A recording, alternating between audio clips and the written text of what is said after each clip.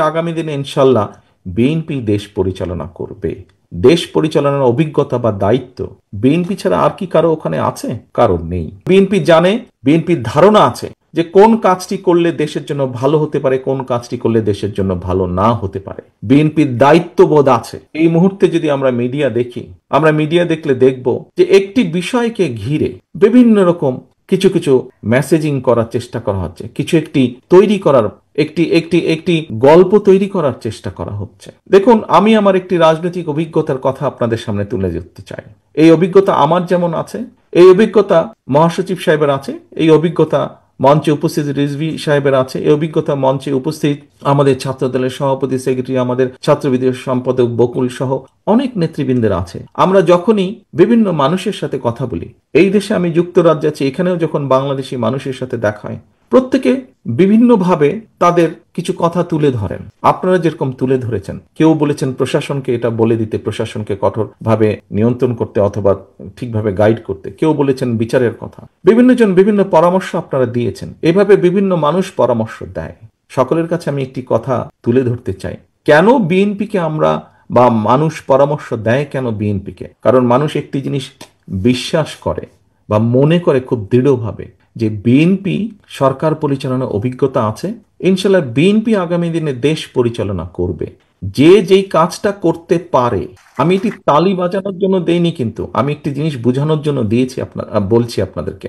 অর্থাৎ যে যেই কাজটি করতে পারে, অন্যজন অপরপক্ষ যদি বিশ্বাস করে যে অমুক ব্যক্তি অমুক কাজটি করতে পারে, করার ক্ষমতা তার আছে, তখন সেই বিষয় সংক্রান্ত পরামর্শ বা তার মতামত সে তুলে ধরে।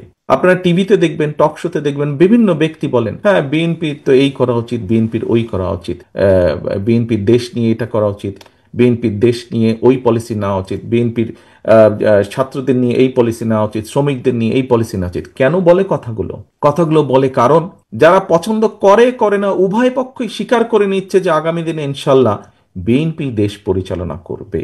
সেই জন্যই বিএনপিকে এই কথা বলে। বিভিন্ন সময় বিভিন্ন পত্রপত্রিকা ইদানিং আমরা দেখছি যে বিএনপি সংস্কারের এটি মানছে না, ওটি মানছে না, সেটি মানছে না। অপরপক্ষে আমরা দেখছি অনেকগুলো দল সবকিছু মেনে নিচ্ছে।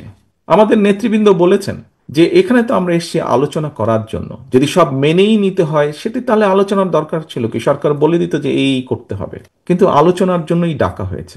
এবং সেই আলোচনাকে আমরা দেখেছি কিছু ব্যক্তি, তার মধ্যে কিছু মিডিয়ার কিছু অংশ সহ বলার চেষ্টা করছেন, তুলে ধরার চেষ্টা করছেন যে বিএনপি এটা মানছে না, বিএনপি ওটা মানছে না, আর কেউ কেউ এটা মানছে ওটা মানছে। সকলের প্রতি সম্মান রেখেই আমি বলছি, দেশ পরিচালনার দায়িত্ব যারা যারা যাচ্ছেন রিফর্ম কমিটিতে, দেশ পরিচালনার অভিজ্ঞতা বা দায়িত্ব বা অভিজ্ঞতা বিএনপি ছাড়া আর কি কারো ওখানে আছে? কারণ নেই, আর কারণ নেই। কাজে বিএনপি যেটি মানছে এবং যেটি নিয়ে বিএনপি প্রশ্ন তুলছে, বিএনপির অভিজ্ঞতা থেকেই বলছে। কারণ বিএনপি জানে, বিএনপির ধারণা আছে যে কোন কাজটি করলে দেশের জন্য ভালো হতে পারে, কোন কাজটি করলে দেশের জন্য ভালো না হতে পারে। বিএনপির দায়িত্ববোধ আছে। দায়িত্ববোধ আছে বলেই বিএনপির অবজারভেশন গুলো তুলে ধরছে, বিএনপির আপত্তিগুলো তুলে ধরছে। যার কোনো দায়িত্ববোধ নাই তাকে তো যদি বলে যে তোমাকে হিমালয় পর্বত নিতে হবে মাথায়, সে বলবে নিব মাথায়, কিন্তু হিমালয় পর্বতকে তো মাথায় তোলা যায় না।